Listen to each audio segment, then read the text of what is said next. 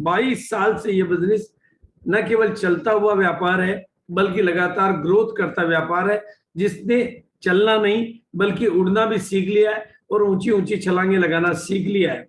लगातार आगे बढ़ना तो जैसे आरसीएम की फितरत है, आरसीएम का नेचर है।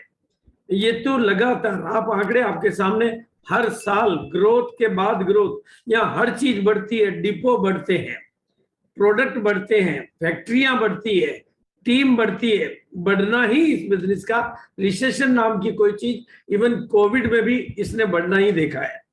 मुझे याद है पिछले मार्च में और उस अगले मार्च में एक साल हम कहीं नहीं निकले, लेकिन बिजनेस की ग्रोथ थी।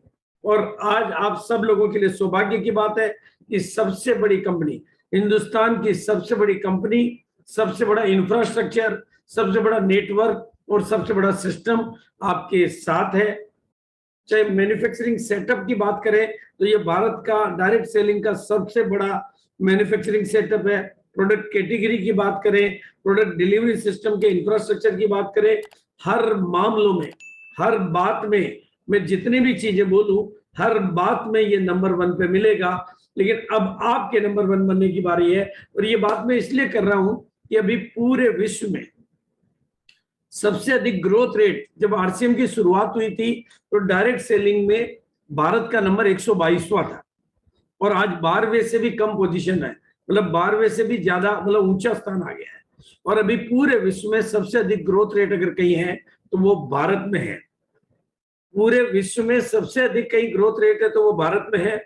और विशेषज्ञों का ये कथन है कि 2037 तक आते आते या 2037 के पहले पहले दुनिया में सबसे बड़ा टर्नओवर करने वाला कंट्री भारत बनकर भारत दुनिया का डायरेक्ट सेलिंग का विश्व गुरु बन जाएगा। ये बात हुई भारत के बारे में। लेकिन मेरा जो मानना है, अगर आप और हम मिलकर एक संकल्प करते हैं, जैसा कि टीसीजी कहते हैं संकल्प में बल होता है, तो अगर भारत नंबर 1 बनेगा तो उस नंबर 1 में नंबर 1 बनने का हक तो आरसीएम का ही बनता है।